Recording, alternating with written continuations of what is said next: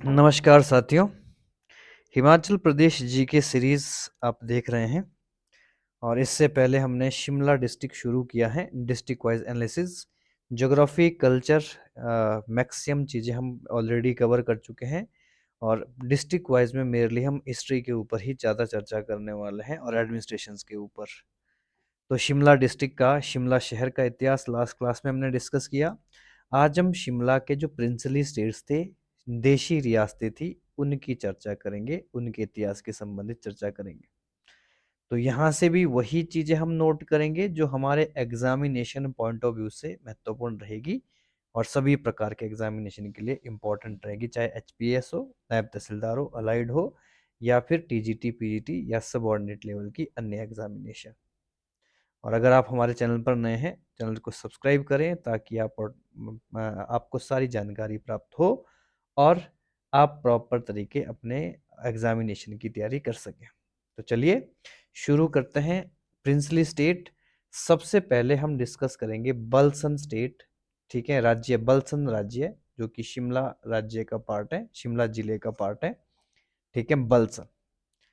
ठीक है, Balsan was often shoot of ancient Sirmaur. तो पहला पॉइंट यहीं से यही चीज आपको नोट करनी होगी कि बलसन प्राचीन में सिरमौर की एक ब्रांच हुआ करती थी। ठीक है, और सबसे इंपॉर्टेंट चीज, ये जरूर चीज आपको याद रखनी है कि इसके फाउंडर कौन है। तो उसका नाम था, 12वीं शताब्दी में इसकी फाउंडेशन अलग सिंह के द्वारा की गई थी। तो यहाँ से इसको मुश्किल नहीं है याद करना, बलसन, बलसन के अलग सिंह, ऐसे आप याद कर सकते हो। फाउंडर का नाम बहुत आसान रहता है, एग्जामिनेशन में यही ज्यादा पूछे जाते हैं। ठीक है, और इसकी कैपिटल भी जरूर याद रखना, इसकी राजधानी को घोड़ना कहा जाता था, जो कि गिरी नदी के किनारे स्थित थी। ठीक है, तो ये तीनों पॉइंट बहुत इंपॉर्टेंट रह गए। ठीक है जी, यहां से आप तीनों चीजें पॉइंट आप एग्जामिनेशन के लिए नोट कर सकते हो, बलसन रियासत से संबंधित। नेक्स्ट, बघाल और बघाट के शासकों से संबंधित रही है ये। ठीक है, बघाट जो कि सोलन का क्षेत्र है, वहां से भी और भागल से भी इसका संबंध रहा है। ठीक है, और सबसे इंपॉर्टेंट, हिमाचल प्रदेश के अधिकांश क्षेत्रों पर 1805 से लेकर 1815 तक गोरखों का शासन रहा। तो बलसन रियासत भी गोरखा आक्रमण के समय कुमारसेन के अधीन चली गई थी। तो ये भी एक आप नोट कर सकते हो पॉइंट। ठीक है, during Gorkha war it was under the subordinate of Kumarsain. ठीक है, अजब सिंह द्वारा शासित, जिन्होंने अंग्रेजों की मदद करी थी। ठीक है, ये 1857 की बात हो रही है, तो जरूर नोट करें। ठीक है, 1815 की बात हो रही है, जब गोरखों के विरुद्ध, ठीक है, अजब सिंह ने अंग्रेजों का साथ दिया था। तो ये भी पूछा जा सकता है कि गोरखा रूल के समय बलसन के महत्वपूर्ण शासक कौन थे। तो उनका नाम था अजब सिंह।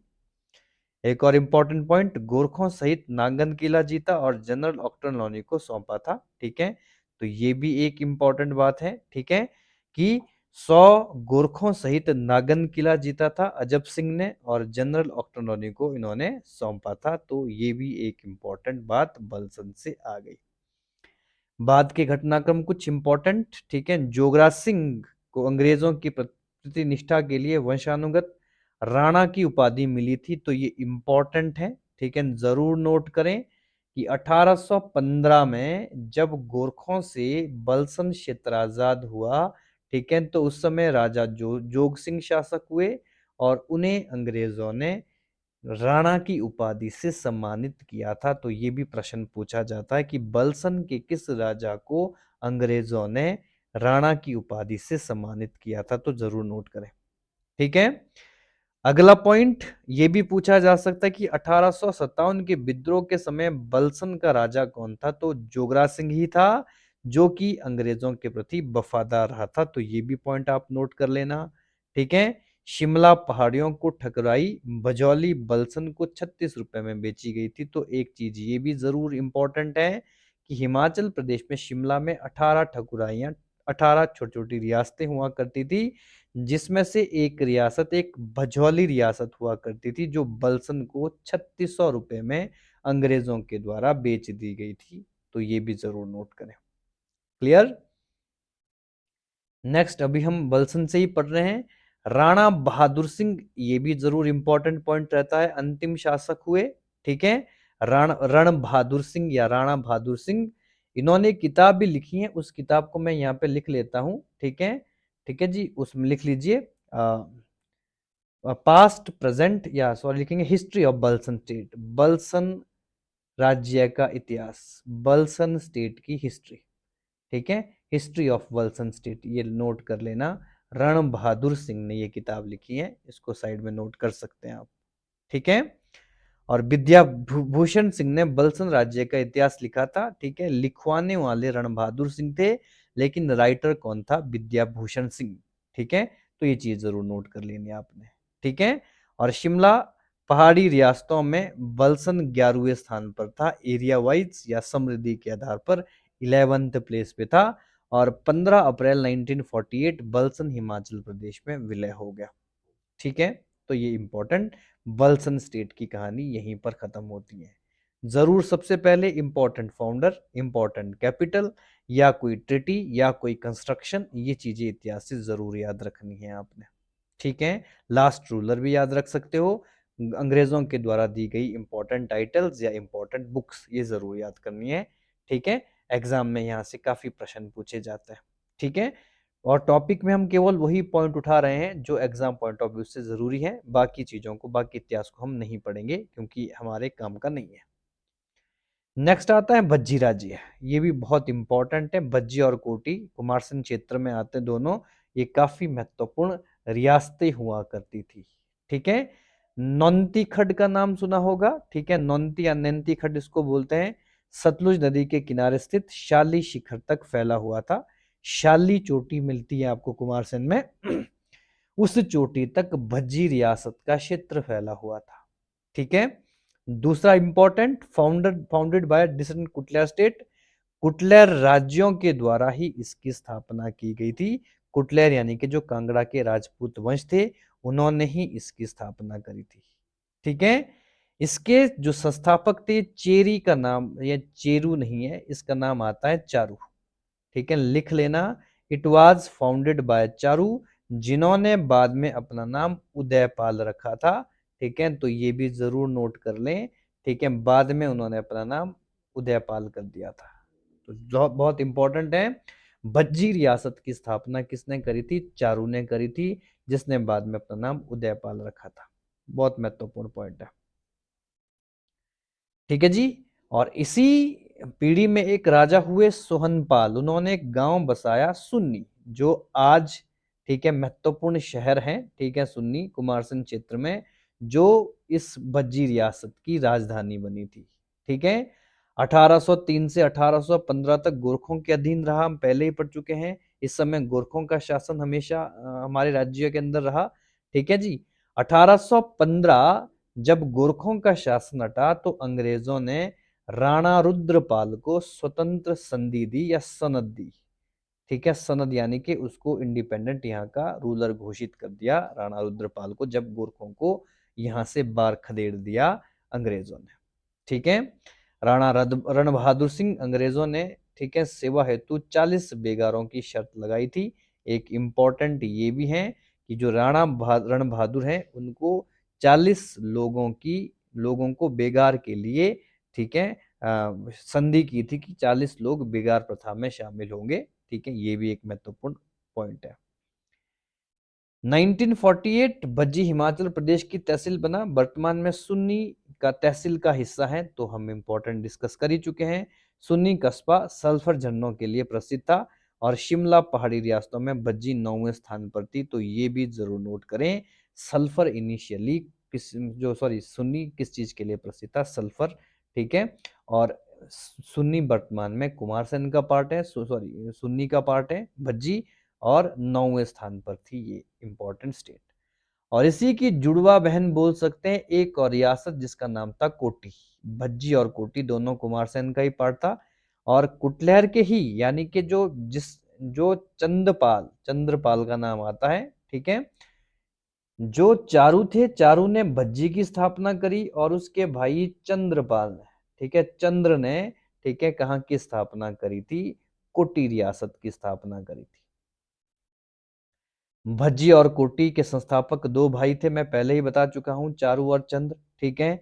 और लंबे समय तक म्योल कोटी इसकी राजधानी रही, तो ये भी जरूर नोट कर लेना, म्योल कोटी, और कई बार इसको क्यारकोटी भी कहा जाता है, ठीक है। तो इसको भी जरूर नोट करें, म्योल कोटी के स्थान पर क्यारकोटी आप लिख सकते हो, ठीक है। 1809 में गोरखों ने कोटी पर आक्रमण किया, ठीक है जी, ये भी। और 1815 तक 15 में एंग्लो गोरखा युद्ध में गोरखों की हार के बाद कोटी क्योंथल के अधीन आ गई, तो ये भी जरूर नोट, क्योंकि एचएस अगर पढ़ोगे ना आप, एचएस के लिए पढ़ोगे तो वहां पर ये पूरी की पूरी स्टेटमेंट ऐसे ही बनेगी, ठीक है। तो इसको आपको काफी डिटेल में पढ़ना है अगर आप एचपीएस के लिए पढ़ रहे हो, ठीक है।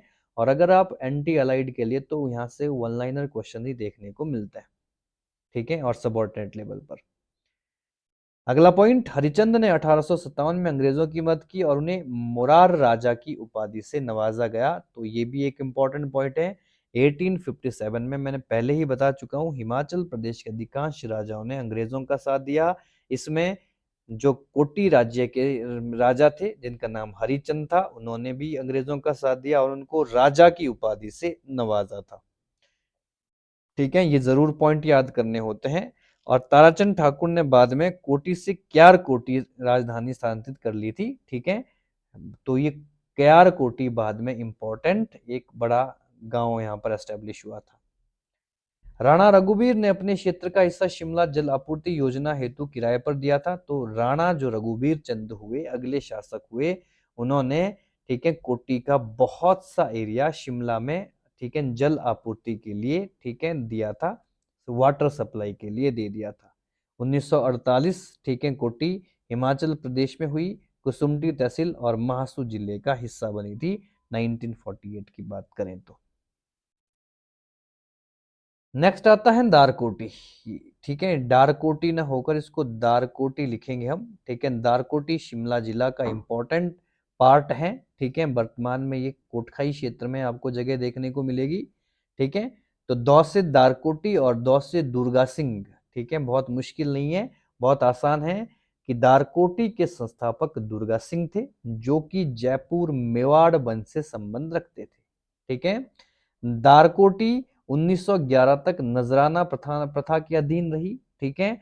नजराना प्रथा मतलब है किसी व्यक्ति को नजराने के आधार पर या देखने के आधार पर दी जाती थी, या किसी को गिफ्ट के रूप में दी जाती थी। तो 1911 तक अंग्रेजों को नजराने के रूप में दी गई थी, ठीक है।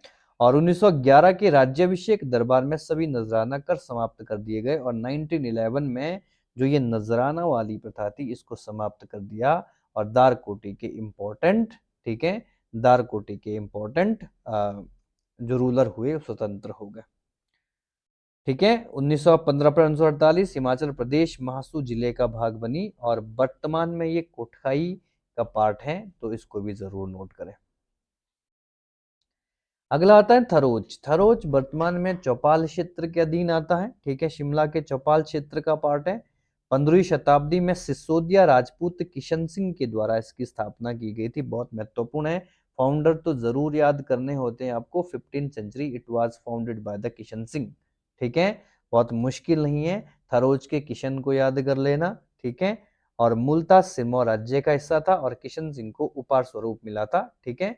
सिरमौर के राजाओं ने, ठीक है, जो थरोच है वो उपहार स्वरूप किशन सिंह को दिया था, और किशन सिंह उदयपुर के राजकुमार देवकर्ण के वंशज थे, ठीक है, यानी कि इनका संबंध राजस्थान से है। थरोच तौंस नदी, जो कि यमुना की सहायक है, के किनारे जुब्बल और देहरादून सीमा के पास स्थित है, ठीक है। वर्तमान जो चौपाल है वो, ठीक है, जुब्बल तक आ जाता है उसका एरिया, और जुब्बल से कहाँ तक जाता है, देहरादून उत्तराखंड तक जाता है, ठीक है। 1815 के गोरखा आक्रमण के समय ठाकुर करम सिंह यहाँ के शासक थे, तो ये भी पॉइंट जरूर नोट कर लेना, मैं बता ही चुका हूँ, गोरखा आक्रमण के समय यहाँ का राजा कौन था जरूर पूछा जाता है, ठीक है। और थरोच के पहले राणा की उपाधि थी, 1841 में श्याम सिंह के शासनकाल में यह समाप्त हो गई, ठीक है। राणा की उपाधि 1815 में मिली इनको, और बाद में श्याम सिंह के दौरान ये उपाधि खत्म हो गई, ठीक है। 1843 में शासकों ने हटाकर, ठीक है, सिंह उपाधि, ठीक है, सिंह रवि सिंह को गद्दी पर उठा बिठाया, ठीक है। तो रवि सिंह भी एक शासक हुए 1843 में, इतना इम्पोर्टेंट नहीं है, ठीक है। और ये जरूर याद रख लेना कि 15 अप्रैल 1948 ये हिमाचल प्रदेश का पार्ट बन गई, ठीक है। अधिकांश रियासतें 15 अप्रैल 1948 को ही हिमाचल प्रदेश में विलय हो गई थी। नेक्स्ट आता है ढाडी, ठीक है, दाढ़ी ना होकर इसका नाम है ढाडी, इसको कैसे लिखा जाता है, ठीक है, ढाडी रियासत। थरोज की ही ब्रांच हुआ करती थी। सिसोदिया राजपूत केसर सिंह के द्वारा इसकी स्थापना की गई थी, तो जरूर नोट करें, ठीक है। टॉन्स और पब्बर नदियों के संगम पर स्थित है, ठीक है जी, जहां पर ये त्रिवेणी का क्षेत्र आता है, जहां पर पब्बर और टॉन्स नदी का संगम होता है। इस रियासत को पहले ढड्डी रियासत के नाम से जाना जाता था, ठीक है। प्रारंभ में थरोज वो बुशेहर के अधीन थी। गोरखा शासन में रावीगढ़ को मिल गया था, ठीक है। रावीगढ़ जुब्बल का ही पार्ट है आज के टाइम में, ठीक है। इनिशियली जो ढड्डी रियासत थी वो थरोज और बुशेहर के अधीन काम करती रही, बाद में रावीगढ़ का पार्ट बनी। 1896 गोरखों के हटने के बाद 1896 में धाड़ी और राविनगढ़ अलग हो गए, ठीक है। ये 1896 की बात है, जब धाड़ी जो आपके ढाडी रियासत है, ठीक है, ढाडी रियासत है और राविनगढ़ को अलग कर दिया गया। राणा साहिब धर्म सिंह ढाडी रियासत के अंतिम शासक थे, चाहो तो नोट कर सकते हो, लेकिन मुझे नहीं लगता कि इतना गहरा प्रश्न आपसे पूछा जाएगा एग्जामिनेशन में, ठीक है। 15 अप्रैल 1948 हिमाचल प्रदेश में विलय हो गई और जुब्बल का पार्ट बनी, ठीक है। तो ये तो चलो हम हर डिस्ट्रिक्ट में हर रियासत में पढ़ ही रहे हैं। नेक्स्ट आता है कुमारसेन रियासत। 11वीं शताब्दी में कौशिक कुमारसेन और कौशिक किराचंद का नाम भी आता है, ठीक है। यानी कि इसके फाउंडर कौन थे? किराचंद थे, ठीक है। उनसे पहले यह क्षेत्र कोटेश्वर देवता के अधीन हुआ करता था, ठीक है। जब राजा नहीं था तो कोटेश्वर देवता का यहाँ पर रूल हुआ करता था। और किराचंद महमूद गजनी से डरकर भारत आया था और यहाँ पर आया था। किराचंद ये बिहार से आया था यहाँ पर, जब महमूद गजनबी ने आक्रमण किया था तो उस क्षेत्र से भागकर ये कहां पर आ गया था? शिमला में, और कुमारसेन रियासत इसने फाउंड करी थी। अजमेर सिंह शारी और शांगरी किले पर कब्जा किया, कुल्लू राजा मानसिंह ने पराजित किया था। तो अजमेर सिंह भी यहाँ के शासक हुए, जिसने शांगरी रियासत पर भी कब्जा किया था और कुल्लू के राजा मानसिंह के द्वारा इनको हरा दिया गया था, ठीक है। एक और पॉइंट, गोरखा आक्रमण के समय कुमारसेन बुशेहर का अधीन था और बलसन और बरौली के मदन का अधिपति भी था, ठीक है। भरौली के मदन का भी यहाँ पर अधिपत्य था। तो आप यहाँ पर लिख सकते हैं कि गोरखा आक्रमण के समय this dynasty was under the Kumarsain was under Bushahr. 1815 में एंग्लो गोरखा युद्ध हुए। जनरल डॉक्टर लॉनी इसका नाम बार बार हम पढ़ते हैं। कुमारसेन को लौटाया और बलसन भरौली को मदन के अधिकार नहीं दिए, ठीक है। तो ये भी एक इंपॉर्टेंट पॉइंट हुआ कि 1815 में जब गोरखे हार गए अंग्रेजों से, तो उसके बाद कुमारसेन को स्वतंत्र कर दिया गया, ठीक है। जो इनिशियली बुशेहर के अधीन हुआ करता था, या जो आपके आपके मधान रियासत आती है, ठीक है, मधान रियासत आती है, उसका भी इसमें कुछ ना कुछ पार्ट रहता था। राणा केहर सिंह 1815 में लौटे, यानी कि 1815 में जब गोरखा शासन समाप्त हुआ तो उस समय कुमारसेन जो बुशेहर से स्वतंत्र हो गया था, उसके राजा कौन थे? राणा केहर सिंह उस समय राजा हुआ करते थे, ठीक है। राणा प्रीतमचंद 1857 के विद्रोह और प्रथम एंग्लो सिख युद्ध में अंग्रेजों की मदद करते हैं और श्रीगढ़ किले की घेराबंदी का सहयोग करते हैं। तो ये भी इंपॉर्टेंट पॉइंट आता है कि 1857 के विद्रोह के समय इंपॉर्टेंट कुमारसेन का राजा कौन था? तो राणा प्रीतमचंद, जिसने अंग्रेजों का साथ दिया। और यही नहीं, जो इनिशियली युद्ध हुए थे 1846 से 1850 के बीच में, दो एंग्लो सिख वॉर लड़े गए थे, उसमें भी कुमारसेन ने अंग्रेजों का ही सहयोग किया था, ठीक है। और 15 अप्रैल 1948 कुमारसेन महासू जिले का पार्ट बना, और एट प्रेजेंट ये शिमला तहसील का ही पार्ट है। नेक्स्ट आता है खनेटी। छोटी छोटी रियासतें भी हैं, इनके केवल आपको फाउंडर ही याद रखना है, ठीक है। खनेटी रियासत की स्थापना, ठीक है, शिमला जिले में आता है ये, ठीक है। कुमारसेन के जो संस्थापक थे कृष्ण, उसके ही पुत्र सबीर चंद ने इसकी स्थापना करी थी, तो जरूर नोट करें, ठीक है। खनेटी की स्थापना सबीर चंद के द्वारा की गई थी, जो किरत सिंह का भाई था, ठीक है। तो इसमें फाउंडर ही याद रखना है आपने। अगली छोटी सी रियासत आती है देलत, ठीक है। देलत की स्थापना कीर्ति सिंह के भाई पृथ्वी सिंह के द्वारा की गई थी, ठीक है, तो ये भी नोट कर लेना, it was founded bye Prithvi Singh. 15 अप्रैल 1948 को जब हिमाचल प्रदेश का गठन हुआ तो देलत को बुशैर में मिला दिया गया और महासू जिले का हिस्सा बना। वर्तमान में यह शिमला जिले के रामपुर तहसील का भाग है देलत, ठीक है, ये भी आप जरूर नोट कर लें। अगला स्टेट आता है कोटखाई, ठीक है। कोटखाई की स्थापना अहिमाल सिंह ने करी थी, तो अहिमाल है इसका नाम।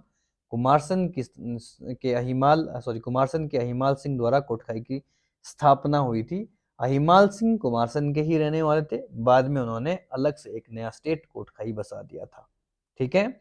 छोटे आकार होने के कारण कोटखाई कभी बुशैर, कभी कुमारसन और कभी कुल्लू राज्य के अधीन रहा। जब तक गोरखा आक्रमण नहीं हुआ था तब तक ये पार्ट, ठीक है, अलग अलग रहता था। एंग्लो गोरखा युद्ध के बाद कोटखाई राणा रणजीत सिंह को सौंप दिया गया और कोटगढ़ अंग्रेजों ने अपने पास रखा, तो ये भी आप इंपॉर्टेंट याद कर लेना। यानी कि कोटखाई एंग्लो गोरखा युद्ध के बाद सिखों का हो गया था, सिखों का इसके ऊपर काफी प्रभाव पड़ा था, ठीक है, और कोटगढ़ को अंग्रेजों ने अपने पास रख दिया था। नेक्स्ट इंपॉर्टेंट रियासत आती है करांगला, ठीक है। करांगला कुमारसन के राज्य वंशज के संसार चंद द्वारा करांगला की स्थापना हुई थी, तो एक पॉइंट ये भी नोट कर लेना, कुमार राज्य के ही वंशज हुए संसार चंद, उनके द्वारा करांगला रियासत की स्थापना हुई थी, ठीक है। छोटे आकार के कारण ये भी कभी बुशैर का पार्ट हुई, कभी गोरखा आक्रमण के बाद बुशैर राज्य में मिला दिया गया और अब हिमाचल प्रदेश का हिस्सा है करांगला भी। नेक्स्ट इंपॉर्टेंट आती है राविनगढ़, जो जुब्बल क्षेत्र के पास ही आता है। राविनगढ़ या रावी बोलते हैं इसको, ठीक है, रावीगढ़ भी बोलते हैं। जुब्बल की जागीर थी, इसकी स्थापना सिरमौर के राजा उग्रचंद के पुत्र दूनीचंद के द्वारा की गई थी, तो इंपॉर्टेंट है, नोट कर लेना, it was founded bye Dunichand, जो कि सिरमौर से संबंध रखते हैं, ठीक है। नेक्स्ट पॉइंट, सिरमौर के राजा वीर प्रकाश ने पब्बर नदी के बाएं तट पर राविनगढ़ किला बनाया था, तो अभी भी ये किला, ठीक है, हम देखने को मिलता है हमारे क्षेत्र में, ठीक है, हाटकोटी के समीप ही जब आप जाएंगे तो आपको पब्बर नदी की तट पर राविनगढ़ किला देखने को मिलेगा, ठीक है, जिसकी स्थापना, जिसकी फाउंडेशन वीर प्रकाश के द्वारा करी गई थी। 1948 में राविनगढ़ हिमाचल प्रदेश में मिला दिया गया। वर्तमान में यह शिमला जिले के जुब्बल तहसील का भाग है, तो ये पॉइंट आप नोट कर सकते हैं, ठीक है। नेक्स्ट आती है छोटी सी रियासत है रतेश, ठीक है। रतेश क्योंथल राज्य की एक जागीर हुआ करती थी, कौंथल ना होकर इसको हम क्योंथल लिखेंगे, ठीक है, क्योंथल लिखेंगे। अंग्रेजी में इसके स्पेलिंग ठीक है, लेकिन हिंदी में थोड़े से क्योंथल है, क्योंकि टाइपिंग मिस्टेक हो जाती है कई बार, ठीक है। तो क्योंथल रियासत का ये पार्ट हुआ करती थी और रतेश इन सारा 18 ठकुराइयों में सबसे छोटी हुआ करती थी। इसका एरिया मात्र 2 स्क्वायर किलोमीटर में फैला हुआ था, तो ये भी जरूर नोट कर लीजिए, यह सबसे छोटी रियासत हुआ करती थी।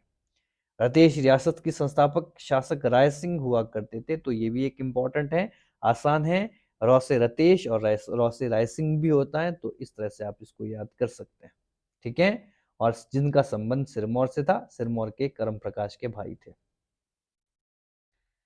अगली रियासत आती है शांगरी, ठीक है। शांगरी इस क्षेत्र का राज्य मूल रूप से बुशैर का हिस्सा था, ठीक है, और 17वीं शताब्दी में कुल्लू का भाग और राजा मानसिंह ने इस क्षेत्र को जीता था। और शांगरी, ठीक है, ये संगरी ना होकर शांगरी होगा। 1803 में गोरखों का कब्जा इस पे रहा और 1815 जब गोरखे हार गए तो उसके बाद ये कुल्लू राज्य को मिल गई शांगरी रियासत, तो ये भी इनिशियली शिमला का ही पार्ट रहती थी, शिमला में ये भी देखने को मिलती है एट प्रेजेंट। और सबसे बड़ा स्टेट आता है बुशैर रियासत। चलिए अब बुशैर रियासत के बारे में डिस्कस कर लेते हैं, ठीक है।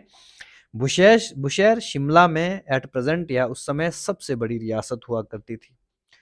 कश्मीर के बाद यह पश्चिमी हिमालय की सबसे प्राचीन पहाड़ी रियासतों में से एक थी। पहला पॉइंट नोट करने वाला है, इसे भगवान कृष्ण के पुत्र प्रद्युम्न के द्वारा स्थापित किया गया था, ठीक है। और आज के वर्तमान जो विक्रमादित्य है उनको 132वां राजा माना जाता है कृष्ण वंशावली का, और 131वें राजा उनके पिता, ठीक है, वीरभद्र सिंह को माना जाता है, जिनका संबंध कृष्ण की वंशावली से है, ठीक है। कैपिटल इनिशियली कामरू में थी, ठीक है, राजधानी पहले कामरू में हुआ करती थी, बाद में ठीक है सरहान, ठीक है, आप इसको शोणितपुर लिख सकते हो क्योंकि इनिशियल नाम इसका शोणितपुर था और बाद में इसका नाम चेंज हुआ सरहान। ठीक है, तो इनिशियल इसकी कैपिटल कहाँ हुआ करती थी, कामरू, ठीक है, और बाद में इसकी राजधानी सरहान में स्थापित हुई। आज सरहान में इंपॉर्टेंट मंदिर भी देखने को मिलता है।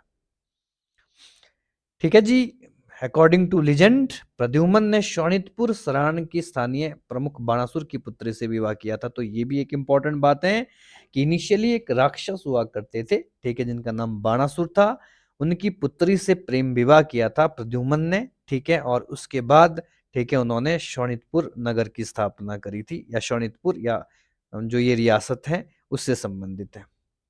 एक अन्य कथा के अनुसार देवी भीमाकाली ने सराण में प्रद्युम्न को शासक चुना था। तो ये भी एक इंपॉर्टेंट बात मानी जाती है, ठीक है, लोगों का कहना है, ऐसा इतिहास में मिलता है, ठीक है, कि भीमाकाली ने ही सरान को प्रद्युम्न को सरान का शासक चुना था।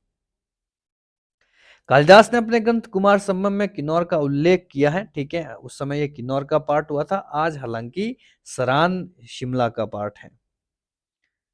ठीक है, कहा जाता है कि पांडव भाइयों ने अपने 12 वर्षों का वनवास किन्नौर में बिताया। ठीक है, तो ये भी नोट कर सकते हैं आप। प्राचीन बुशहर रियासत में पूरा किन्नौर क्षेत्र सम्मिलित था। ठीक है, आज का जो किन्नौर है वो संपूर्ण बुशहर रियासत का पार्ट हुआ करता था उस समय। और बुशहर का इतिहास महाभारत काल तक जाता है, इनिशियली महाभारत तक से ही इसकी शुरुआत हो जाती है। ठीक है जी, और एक व्यक्ति हैं कैनेडी, कैनेडी कहते हैं कि बुशहर की स्थापना 1412 ईस्वी में दक्कन से आए हुए एक राजपूत शासक धनवीर सिंह के द्वारा की गई थी। ये भी एक इंपॉर्टेंट बात देखने को मिलती है। ठीक है, बुशहर का पहला ऐतिहासिक उल्लेख कुल्लू के इतिहास में मिलता है, तो ये पॉइंट भी इंपॉर्टेंट नोट करने वाला है। चंबा के मेरू वर्मन ने 7वीं शताब्दी में बुशहर पर आक्रमण किया था और विजय प्राप्त करी थी। ठीक है, कुल्लू के दत्तेश्वर पाल ने भागकर बुशहर में शरण ली थी। तो ये सारी चीजें इंपॉर्टेंट है। और प्रारंभिक राजधानी कामरू हुआ करती थी, ये भी हम जान ही चुके हैं, important fact related to Bushahr state. अब यहाँ के इंपॉर्टेंट राजाओं के बारे में थोड़ा सा डिस्कस कर लेते हैं। ठीक है, राजा छतर सिंह या चतर सिंह इनका नाम है, ठीक है, चतर सिंह लिखेंगे आप। ठीक है, 110वें राजा थे प्रद्युम्न वंश के ये। ठीक है, उन्होंने राजधानी कामरू से सरान स्थापित कर ली थी। ठीक है, तो एक इंपॉर्टेंट पॉइंट है, यानी कि सरान नगर की स्थापना करने वाला व्यक्ति चतर सिंह था, जिसने राजधानी सरान में स्थानांतरित कर ली थी। ठीक है, कामरू किला आज भी आपको देखने को मिलेगा। ठीक है, अगर आप संगला क्षेत्र में जाओगे तो कामरू किला, जहां पर आज भी बुशहर के राजाओं की ताजपोशी करवाई जाती है। उनके समय शिमला में पहाड़ी रियासतों में 3 प्रमुख शक्तियां, ठीक है, बुशहर, बिलासपुर और सिरमौर हुआ करती थी। ठीक है, ये भी एक इंपॉर्टेंट बात है। और सरान के आसपास पूरा क्षेत्र जिसमें किन्नौर भी शामिल था, वो जीत लिया था। ठीक है, किसने, राजा चतर सिंह ने। और सबसे शक्तिशाली राजा केहरी सिंह हुए। राजा छतर सिंह के पुत्र थे केहरी सिंह, इन्हें अजान बाहु कहा जाता है, अजान बाहु कहा जाता है। ठीक है, अजान बाहु इन्हें क्यों कहा जाता था, क्योंकि इनकी बाजुएं इतनी लंबी थी कि वो घुटने तक पहुंच जाती थी, ऐसा माना जाता है, इसलिए इनको अजान बाहु कहा जाता है। ठीक है, और ये मुगल सम्राट औरंगजेब के समकालीन थे, और औरंगजेब ने इनको छत्रपति कहकर पुकारा था, छत्रपति की टाइटल दिया था। ये बहुत महत्वपूर्ण पॉइंट है, इसको जरूर नोट करें। ठीक है, तिब्बत के शासक, ठीक है, ग्राजिया कादे के समकालीन भी माने जाते हैं ये। ठीक है, यानी कि तिब्बत में उस समय ग्राजिया कादे का शासन देखने को मिलता।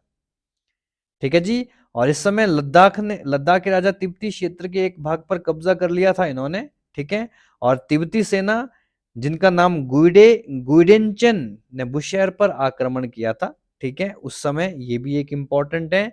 और राजा केहरी सिंह को हराया और तिब्बत के साथ एक संधि करने पर उनको विवश कर लिया था, जिसको हम बुशहर की संधि या किन्नौर की संधि बोल सकते हैं। ठीक है, तो इस संधि के बारे में डिस्कस कर लेते हैं, केहरी सिंह और गुइडेंचन के बीच में ये संधि क्या कहती है। ठीक है, the treaty between Kinnaur and Tibet. ठीक है, किन्नौर और तिब्बत के बीच में संधि।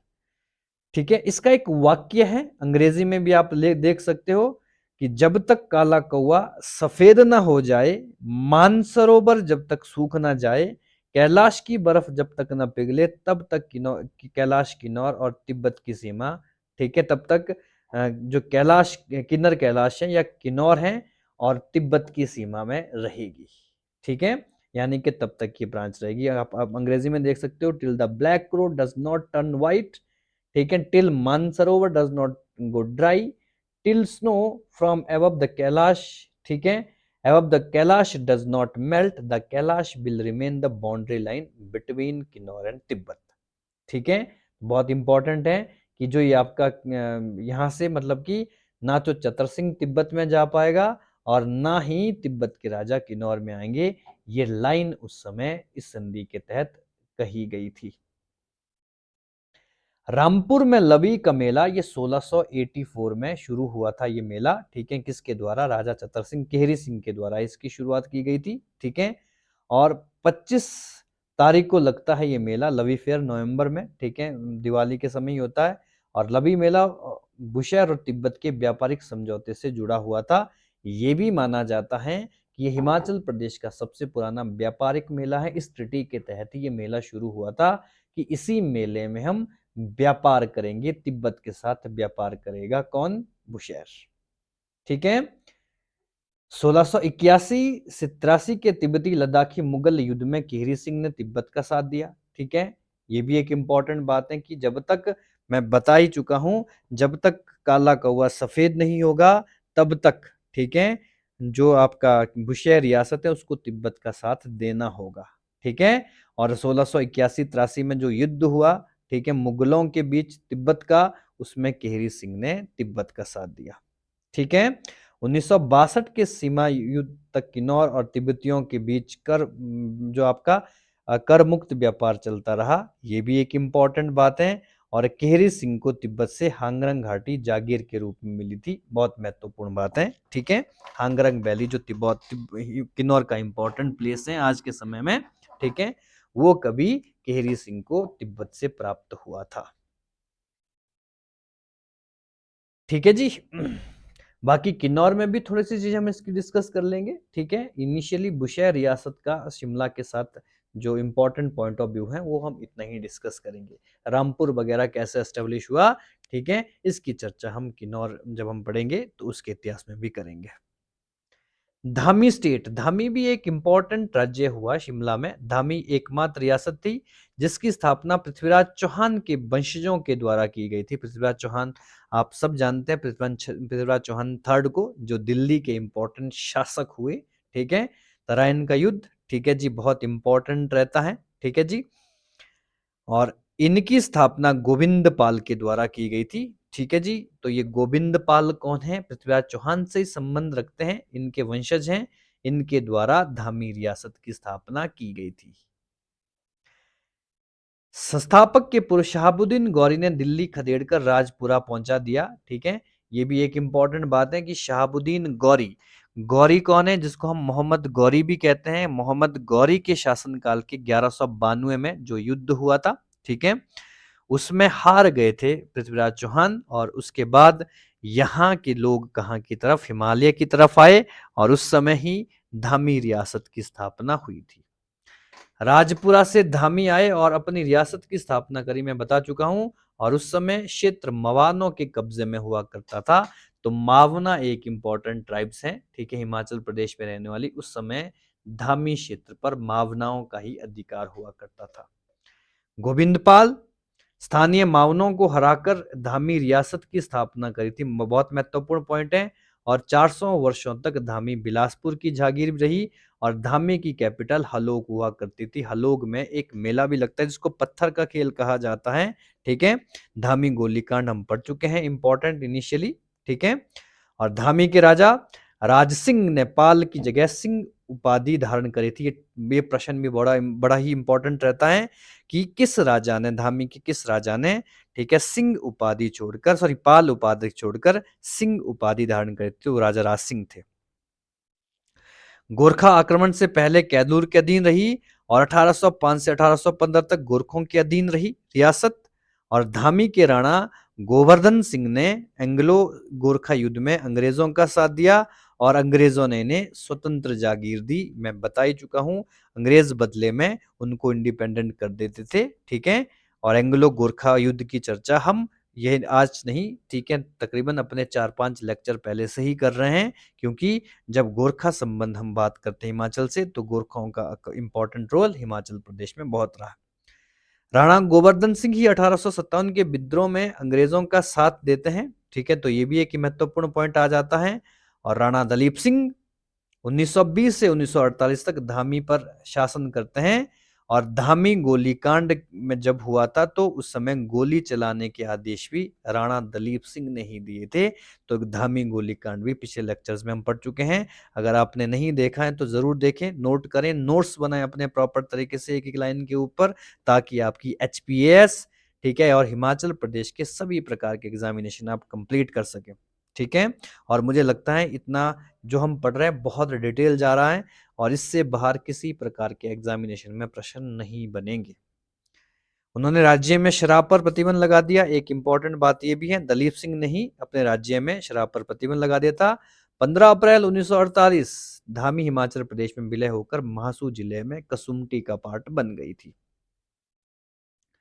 एक और रियासत जुब्बल रियासत की बात करते हैं, इसके कुछ की पॉइंट्स की बात कर लेते हैं, कुछ महत्वपूर्ण जो बिंदु हैं उसकी बात कर लेते हैं। जुब्बल के शासकों के पूर्वज राठौड़ वंश के चंद्रवंशी राजपूत थे, ठीक है। और राजा उग्रचंद ने जुब्बल रियासत की स्थापना 1195 में करी थी। बहुत महत्वपूर्ण लाइन है, जरूर नोट करें। Jubbal state was founded by Raja Ugrachand around 1195, ठीक है। उनके भाई मूलचंद और रामचंद थे, ठीक है, तो ये भी लिख सकते हैं आप, ठीक है। भाइयों का नाम भी यहाँ पर मिलता है, लेकिन भाइयों का नाम इंपॉर्टेंट क्यों? कुछ अन्य कार्यों से, जैसे कि रामचंद ने सारी रियासत पर शासन किया और मूलचंद ने राविनगढ़ क्षेत्र में शासन किया, तो इसलिए इंपॉर्टेंट है, ठीक है। मूलचंद ने सुपुर से पुराना, ये आपका इनिशियली जो राजधानी हुआ करती थी, ठीक है, सुनपुर हुआ करती थी, ये सुपुर ना होकर आधा नौ जरूर लिखे इसमें, सुनपुर। सुनपुर पहले इनिशियली राजधानी हुआ करती थी जुब्बल की, और बाद में इसको पुराना जुब्बल शिफ्ट कर दिया। और बाद में देवरा, देवरा जिसको आज हम वर्तमान जुब्बल के नाम से जानते हैं, पुराना नाम इसका देवरा हुआ करता था। तो ये राजधानी मूलचंद के द्वारा ही स्थापित की गई थी, ठीक है। गोरखा आक्रमण के समय पूरनचंद जुब्बल का शासक रहा और सिरमौर का जागीरदार भी था, ठीक है।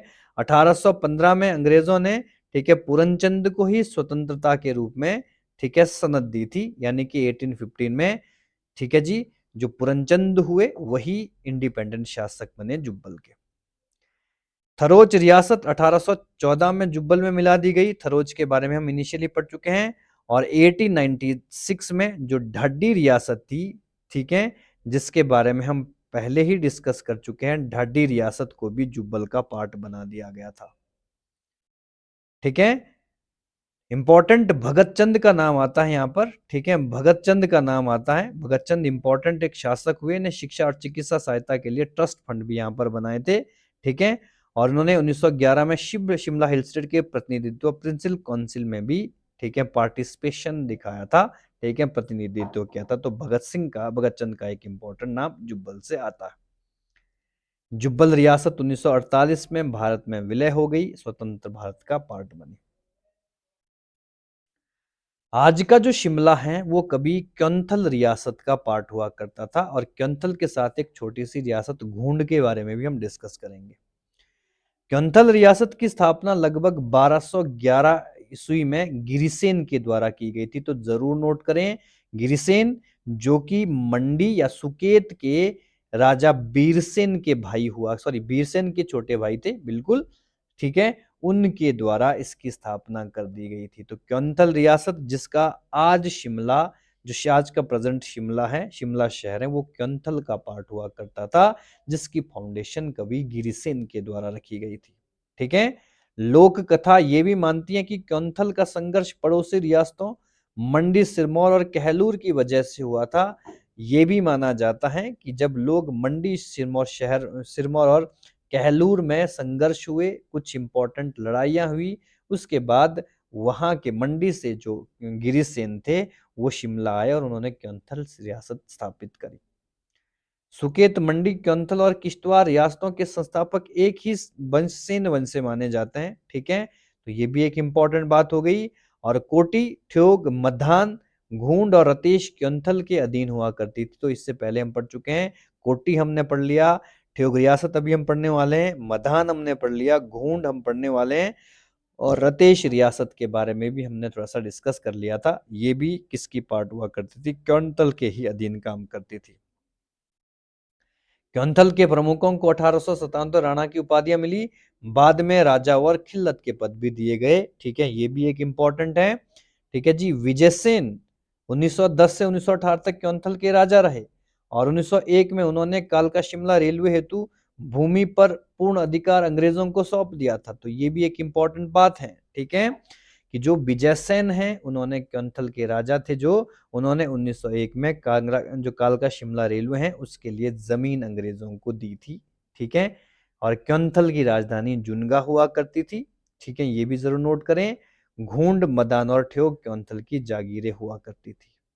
ठीक है, नेक्स्ट पॉइंट हम थोड़ा सा घूंड रियासत के बारे में डिस्कस कर लेते हैं। घूंड रियासत की स्थापना जयचंद, ठीक है, ये थोड़ी सी लाइन आप हटा देना क्योंकि मुझे लगता नहीं ये 100% सही है। ठीक है, मिसमैच हो चुका है। इसकी स्थापना जनजान सिंह के द्वारा की गई थी। ठीक है, कोटखाई के बाद जो ठियोग क्षेत्र आता है, कोटखाई और ठियोग के बीच में आने वाला क्षेत्र ही घूंड रियासत के नाम से जाना जाता था। ठीक है, उसकी स्थापना जनजान सिंह के द्वारा की गई थी। मैं यहाँ पर लिख लेता हूँ। ठीक है, जनजान सिंह के द्वारा इसकी फाउंडेशन रखी गई थी, तो जरूर नोट करें। ठीक है, और घूंड के बाद ठियोग रियासत आती है। हाँ बिल्कुल, ठियोग रियासत की स्थापना करी थी जयचंद ने, या जयचंद उनको कहा जाता है, जिनका संबंध कहलूर से है। और एक पॉइंट अगर आप चाहो तो यहाँ पर ये भी नोट कर लेना कि ठियोग पहली रियासत थी हिमाचल प्रदेश की जो स्वतंत्र भारत का पार्ट बनी थी। ठीक है, क्लियर हो गया यहां तक? नेक्स्ट इंपॉर्टेंट आता है, ये लास्ट रियासत है हमारी। ठीक है, जिसके बारे में हम डिस्कस करने वाले हैं, मधान रियासत। ठीक है जी, मधान की स्थापना भूप सिंह के द्वारा की गई थी। फाउंडेशन जरूर याद रख, फाउंडर आपको जरूर याद रखना है, जो ठियोग और घूंड के संस्थापक के भाई रहे थे। ठीक है, तो भूप सिंह वाज फाउंडर ऑफ मधान, और 15 अप्रैल 1948 को मदान ठियोग में मिला दी गई और यह मासू जिले के अंतर्गत हिमाचल प्रदेश का हिस्सा बन गया। ठीक है, तो जितना भी इतिहास हमने आज डिस्कस किया शिमला से, ठीक है, तो ये बहुत इंपॉर्टेंट रहेगा। आप केवल इतना ही पढ़े, मुझे नहीं लगता कि इससे अलावा आपको और कुछ पढ़ने की आवश्यकता है। बस आपके नोट्स प्रॉपर तरीके से कवर होने चाहिए। 2-3 बार अगर आप रिवाइज करेंगे इस टॉपिक को, तो मुझे लगता है बहुत आसानी से आप इस टॉपिक को कवर कर पाओगे। ठीक है, तो आज के टॉपिक में हम यही डिस्कस कंप्लीट हो गया है। इसके बाद हम किन्नौर और कुल्लू डिस्ट्रिक्ट के ऊपर चर्चा करेंगे। ठीक है, बहुत बहुत धन्यवाद।